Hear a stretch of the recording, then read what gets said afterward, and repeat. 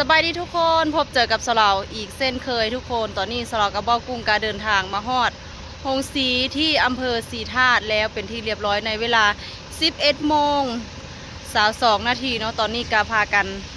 เข้ารถเอารถขึ้นสร้างเนาะทุกคนสร้างน้ำหนักแล้วเรียบร้อยกะมาจอดอยู่นี่ถ้าข้าเจ้า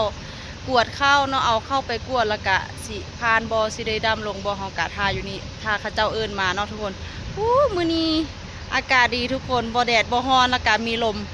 เย็นเย็นทุกคนลมพัดหนาวมาเนาะทุกคนฤดูหนาวเริ่มสิเข้ามาแล้วเด้อนี่ลมหนาวพัดมาอีกแล้วเนาะมื้อนี้กะวันที่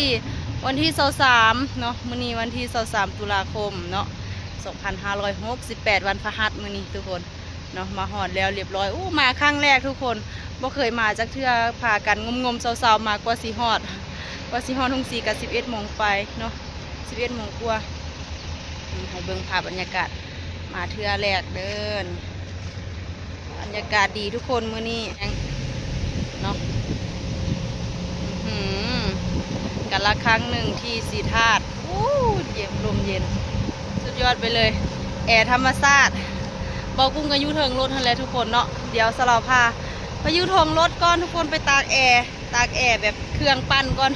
แอร์ธรรมชาตินี่ก็เย็นอยู่เนาะแต่ว่ามันจะมีคันขายแน่จักน้อยเนาะไปบัดนี้ถ้าก่อนจังใดเดี๋ยวสลาวค่อยอัปเดตให้เบิ่งอีกเทื่อนึงเด้อว่าสิได้ลงยามใดเนาะสิได้ลงตอนใดไปทุกคนตอนนี้ก็เวลา11 โมง 32 นาทีเนาะกำลังมาสามข้าวทุกคนเนาะนี่กำลังเอาเหล้ามาแทงเข้านะนั่นเบากุ้งฮับหน้าที่ผู้ซอยเวียกซอยงานยืนเหล้าแล้วก็เอาเหล้าให้นะซอยกันที่ได้ลงก่อนเที่ยงอยู่ทุกคนเนาะเพราะว่าตอนนี้11 โมงครึ่งหงสีเขาเจ้ากันใหญ่อยู่ทุกคน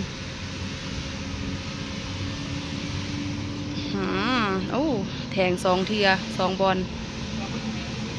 แทงทั้งหัวกับทางท้าย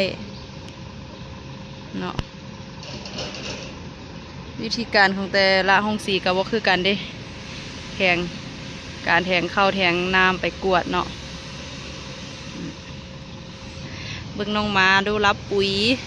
น้องมา2 โต 3 โตรับปุ๋ยเลยเพราะว่าอากาศเย็นมื้อนี้บ่ร้อนแดดเนาะบ่อบอ้าวนะมันยังเป็นสร้างเดียวอยู่เนาะสร้างลาบพื้นหั่นแหละทุกคนแต่ว่าสร้างใหญ่นี่ก็บ่ทันได้ใช้งานได้เพราะว่าเฮ็ดยังบ่ทันได้สำเร็จเทื่อเนาะขึ้นไปบัดนี้ ตัวแม่แล้วเรียบร้อยยังตัวลูกยังสิเอาตัวลูกไปกวดน้ำกันแทงตัวแม่แล้วก็แทงตัวลูกบัดทีนี้บ่กุ้งกะหับภารกิจผู้ซอยยกซอยดำเอาไปบัดนี้ยานสิเวยลงก่อนเที่ยงเพราะว่าสลอกับบ่กุ้งยังสิได้ไปหาแบบว่าหาตักข้าวเนาะทุกคนหาตักข้าวเก็บข้าวอยู่แถวอำเภอกุมภาวาปีเนาะทุกคนแถวกุมภาวาปีคือเก่าตัก3 บอนพูนนะยานสิแบบว่าหอดละสิมืดก่อนหนนะเนาะชิพ่อใหญ่กุ้งนั่นโอ้ยใส่แหงขนเนาะข้าเจ้าหุ้งสีข้าเจ้าจะบ่มีเครื่องดูดเนาะเครื่องแทงหุ้งสีอื่นข้าเจ้ามีเครื่องดูดเครื่องแทงแล้วเนาะอันนี้ยังใส่ให้งานคนอยู่ นี่คือระบบของเพิ่นเนาะ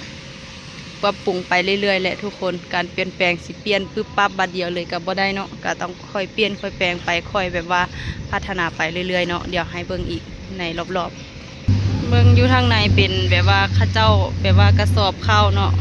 คนไปขายข้าวเป็นกระสอบก็เอาไว้ข้างในค่ะนะจัดเรียงเป็นระเบียบทางในก็มีแต่ถุงจัมโบ้เนาะเป็นถุงจัมโบ้แล้วก็เป็นแบบข้าวเป็นกองคือกันเนาะคือกันคล้ายๆกับแถวสหกรณ์เนาะที่ข้าเจ้าเฮ็ดนะยิ้มเนี่ยดูคือหน้าบูดหน้าบึ้งแท้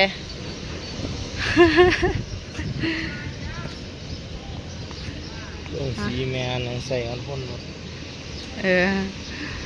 ลงสีใส่แรงงานคนรถคือเขาใส่โซเฟอร์ซอยบ่เป็นยังซอยกันเบิ้งโซนนี้ทุกคนโซนนี้เป็นแกบขนาดรถแกบรถแกบขันบักใหญ่เลยเนาะ ห้องสีใหญ่อยู่แต่ว่ามันมีต้นไม้หลายโพดมันก็เลยว่าเบิ่งบ่เห็นสภาพแวดล้อมเนาะเบิ่งบ่เห็นวิวทิวทัศน์ปานใดเพราะว่ามีต้นไม้ต้นหยังเพราะว่าเขาเจ้าเอาไว้ห่มให้คนได้อยู่ได้ซนเนาะโอเคทุกคนก็สิประมาณนี้แหละห้องสีเพิ่นก็ได้บ่ฮู้ว่าเขาสิได้เอาเข้าไปดำลงอยู่ไสเนาะบ่กุ้งก็เฮ็ดหน้าที่ซอยเป็นคนงานห้องสีอีกมือหนึง ไปบัดนี้เดี๋ยวสลับไปท่าอยู่ถึงรถก่อนเนาะว่าสิได้ลงยามใดเฮ็ดหน้าที่ เอาไปละทุกคน ทุกคนตอนนี้ก็กำลังเอารถเข้ามาดำเข้าในข้างในเนาะดำเข้าลงในโกดังตอนนี้เวลา 12:39 นาทีเนาะฝุ่นเอินไปฝุ่นปาดกล่องเข้าโบเมนธรรมดาเข้ามาทางในนี่นะเบิ่งถุงจัมโบ้ปาดให้ใส่ถุงจัมโบ้พร้อมไปบัดนี้ มันคันคายเนาะทุกคนมันไงโผดกันเลยเราก็เลยลงเฮ็ดเองจ้ะไงแหงได้ดำลงจากเทือในหลงก่อนเที่ยงเพราะแม่นก่อนเที่ยงดอกก่อนบ่ายตอนนี้ก็เที่ยง40 นาทีแล้วเนาะโอเคทุกคนเดี๋ยวจังใดสลอค่อยอัปเดตให้เบิ่งอีกเทื่อนึงเนาะกำลังสียกดำแล้วแหละตอนนี้ทุกคนเบากุ้งก็กำลังไปปลดล็อกเนาะปลดล็อกเพื่อที่สีดำเข้าลง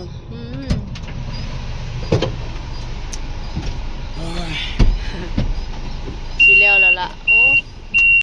ทุกคนตอนนี้ก็ดำเข้าลงแล้วเรียบร้อยเนาะทั้งแม่ทั้งลูกในเวลา12:48 นาทีเนาะ12:48 นาทีตอนนี้กำลังเอาแม่มาต่อใส่ลูกเนาะอากาศจะสั่งออกบัดทีนี้เอาเบิ้งโซเฟอร์ก่อน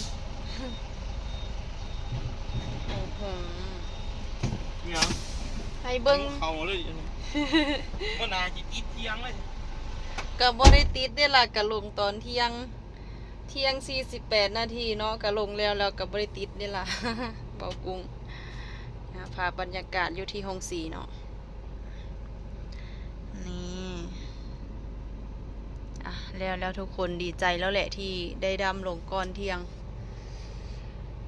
ก่อนสิบ่ายสันดอกบ่แม่นก่อนเที่ยงได้ลงตอนเที่ยงก่อนสิบ่าย สั่งไงแต่สั่งยาวกำลังสิแล้วรถมาก็ดีจูวิจูวางข้างก็เจอฮะแม่นมันสูงเนาะ จูวิจูวางข้างกระตือคืออีหยังเนาะ บ่แปลกขึ้นได้กันหรอวะเพิ่นเฮ็ดเริ่มอยู่เนาะนะนั่นเพิ่นเฮ็ดแต่ว่ามันก็สูงเนาะทุกคนคือห้องสีอยู่อำเภอเพ็ญนะสูงสลาวกับบ่กุ้งรถขึ้นบ่ได้เลยเพราะว่ากันสนมันหักเนาะทุกคนกันสนมันต่ำก็เลยขึ้นบ่ได้มีแต่ไปขึ้นทางพูนล่ะเลี้ยวไปขึ้นทางพูนเนาะขึ้นทางออกทางขึ้นทางออกบัดนี้ตอนนี้บ่กุ้งกำลังท่าบินน้ำหนัก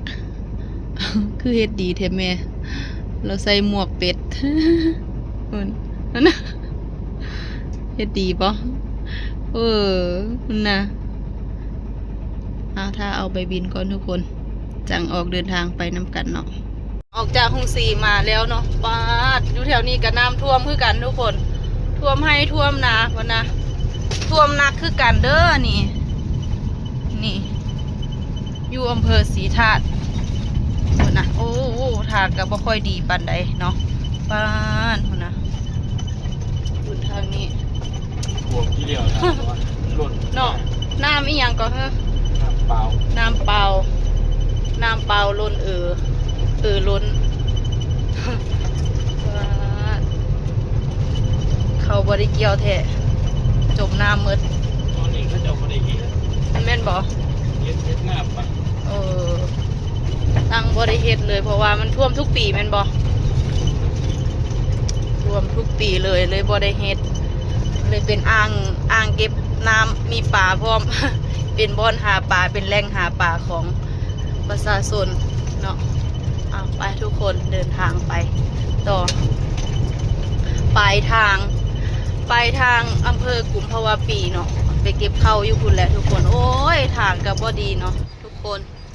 ตอนนี้ก็เดินทางมาฮอดอุดรธานีโอ้ยเบิ่งเดี๋ยวกินก่อนเบิ่งไก่ก่อน หิวข้าวเนาะในเวลาบ่ายโมง43 นาทีเนาะ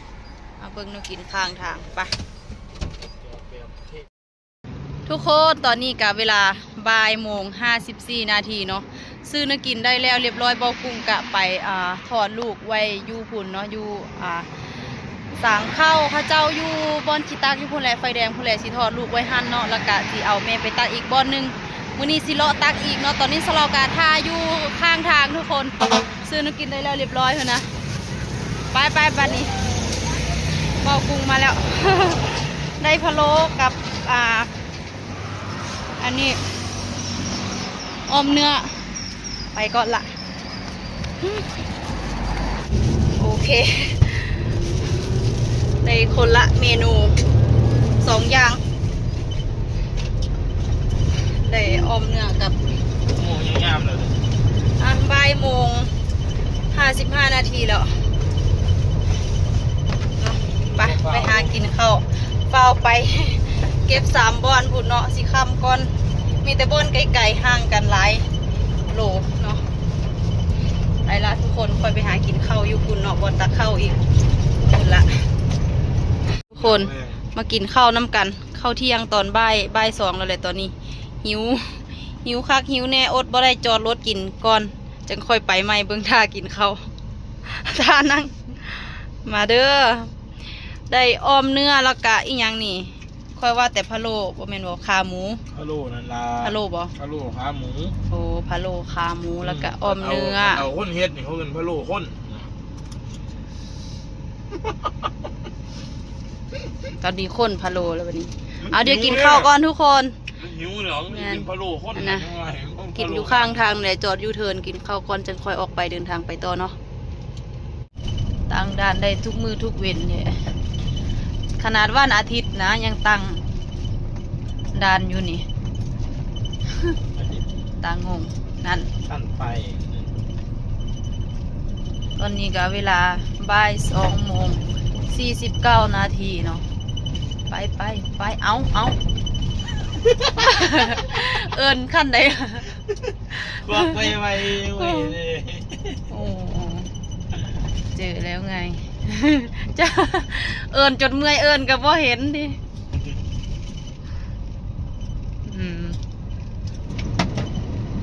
ไปนี่เฮากับสิรอดใต้สะพานกลับคืนเมืองคือเก่า ไปหาตักอยู่นี่ละน้ำพองนี่ละทุกคนเนาะกว่าสิตักแล้วกว่าสิกลับคืนไปอีกก็สิบ่5 โมง 6 โมงแรงคุณบอกจังสิฮอดคุณ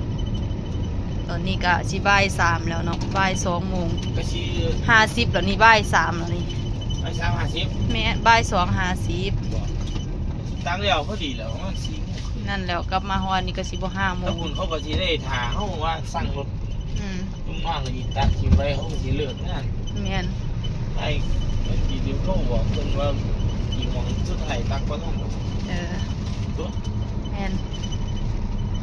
ทุกคนตอนนี้ก็เดินทางมาฮอดสางเข้าเนาะบนที่เฮาสิตักเข้าแล้วแหละในเวลาบ่าย 3 โมง 5 นาทีเนาะ5 นาทีแล้วคุณนะเขาเจ้ามาขายข้าวสดได้ซาลงจากรถนะโอ้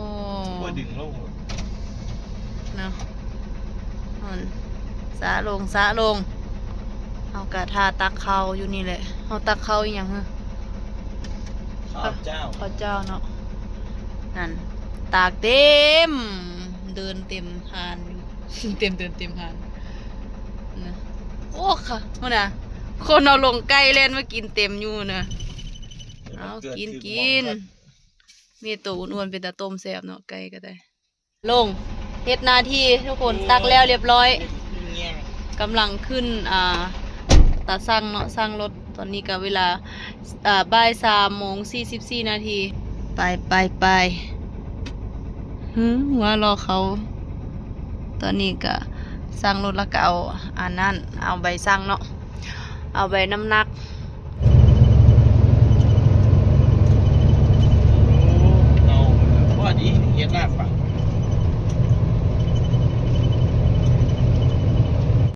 คนตอนนี้ก็มาฮอดกุมภาวาปีแล้วเรียบร้อย เพิ่นจนปิดสางแล้วเอาเปิดให้เนี่ยพ่อไปต่อเอาลูกสิเมื่อแล้วล่ะ เพิ่นท่าโดนตอนนี้ก็เวลา5 โมงพอดี5 โมง00 นาทีไปต่อเอาอีฟ้าใสอีบ่มาน อุ้ยอย่าว่าทำไมสองเที่ยวเลยดิ พี่ แบบตายกันนะสองเที่ยวเลยบินจังหน่อยนะที่บอกมืออื่นไปเอาเขาน้องไข่นะแม่มันไปเอาอยู่อันสารคามสิวะ ว่าละโบละเอาว่าถูกทุกคนตอนนี้กะตักแล้วเรียบร้อย2 บอนเนาะทุกคนตอนแรกว่าจะเอา3 บอนข้าเจ้ากะเฝ้าปิดสางบัดนี้ก็เลยนัดกันว่าสิไปเอาวันศุกร์มื้ออื่นนี่แหละเนาะเอาวันศุกร์ มาต่อลูกเอาแล้วเนาะทุกคนตอนนี้กะ5 โมง 2 นาทีเนาะกำลังต่อแม่ต่อลูกอยู่ที่กุมภาวาปีเนาะแล้วก็สิเดินทางเมื่อสางเข้าอยู่ที่อุดรธานีทุกคนตอนนี้ก็อยู่อุดรธานีคือกันแหละแต่ว่าอยู่คนละอำเภอเนาะจิเดินทางกับอำเภอประจักษ์ศิลปาคมทุกคนอุ้ยมื้อนี้ก็จังว่าขับรถแน่ตอนเช้าตักอยู่ที่สางเข้าอันนั้นแหละอุดรธานีวงนุรักษ์นี่แหละแล้วก็ไปตืมอยู่น้ำพองทุกคนตืมอยู่น้ำพองแล้วก็เดินทางขึ้นไปสีธาตุแล้วก็ลงเข้าแล้วก็กลับไปน้ำพองอีกกับตักเข้าอยู่น้ำพองแล้วก็กลับมากุมภาวะปีแล้วก็สิไปอุดรธานีทุกคนโอ้ยขับรถไปแบบว่าคักแน่ค่ะนะเนาะตักคนละโซนอีหลีว่าลูกอยู่บอนหนึ่งแม่อยู่บอนหนึ่งไปทัวร์ทีบทัวร์แดนมื้อนี้เนาะทุกคนเดี๋ยวคลิปนี้สลอขอตัวลาทุกคนไปก่อนเด้อฝากกดไลค์กดแชร์เป็นกำลังใจให้กับทางซองสาวเหล่าสะไพอีสานนำเด้อทุกคนเอาไว้พบเจอกันในคลิปหน้าสบายดี